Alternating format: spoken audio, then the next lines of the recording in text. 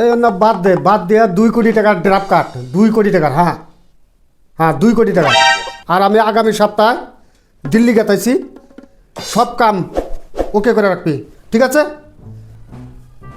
Sir কি বাসায় আছে? স্যার তো দিল্লি যাব, খুব ব্যস্ত আছে মিটিং নিয়ে।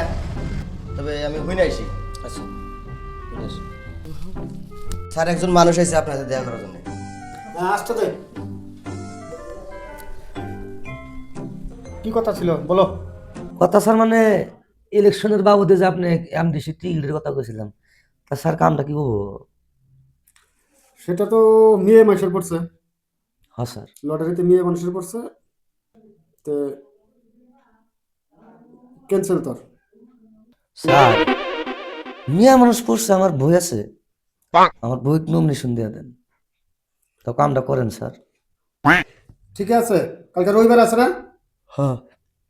তোর বই কালকে বাগান বাড়ি পাঠা দিবি আমি নমিনেশন ফাইনাল করে দেব বুঝছা হুম। ঠিক 1টার দিকে পাঠা দিবি ওই ডিসিবল হ্যাঁ স্যার। এদিকে আয়। ওই যে আমার ছোট ভাই মিয়াছেন আছে না হ্যাঁ স্যার। ডাক ওকে স্যার। দাদা ডাকছে না মাক?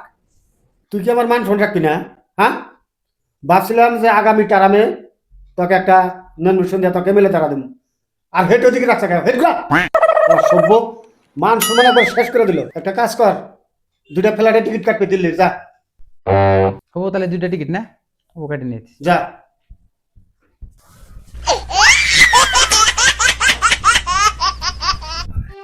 দাদা নিয়েছি ফ্লাইটের টিকিট 2টা।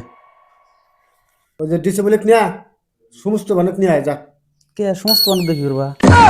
ওয়াক নিয়ে তো দিল্লি যাম আহা আমি পারি না আর পারি না কি করি আর স্যারে জানছি। ও সমস্ত বানাইছ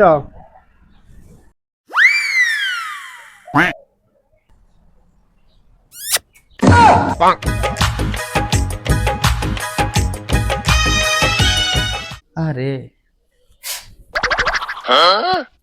আজ বাই বাই দে জুল বাইয়ের হালি হইতে তাও ফ্লাইটে উঠে দিল্লি যাওয়ার